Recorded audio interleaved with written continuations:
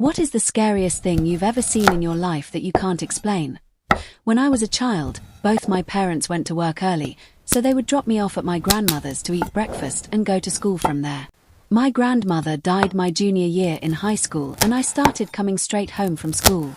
During this time, my mother started complaining that when she get home from work the receiver of the phone, an 80s style corded push-button phone, next to her bed was left off the base. I wasn't using the phone, but she would insist I must have because the phone was hung up properly when she left for work.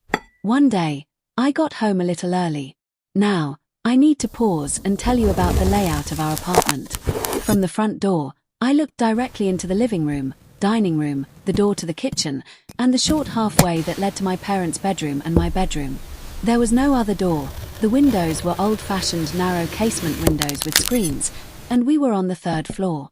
Anyway, as soon as I walked in the door, I clearly heard 2 footsteps in my parents' bedroom. I dropped my school bag and foolishly ran to the bedroom. It wasn't far and took only a few seconds. I got to the bedroom and no one was there. However, I immediately noticed that the receiver of the phone on my mother's bedside table was on the floor. It was placed so that the cord to the base was stretched out as far as it could go. I later tried to replicate the placement by shaking the table, tipping the phone, etc. I could never get the receiver off the base. When I finally resorted to knocking it off with a finger, it would fall on the table or next to it. The only way I could replicate the placement of the receiver where I found it was to carefully stretch the cord, place it, and hold it for a few moments. It could not have gotten to that spot by accident. When I found the phone, I hung it up and it immediately rang. I answered it, and it was my dad. He asked what was wrong.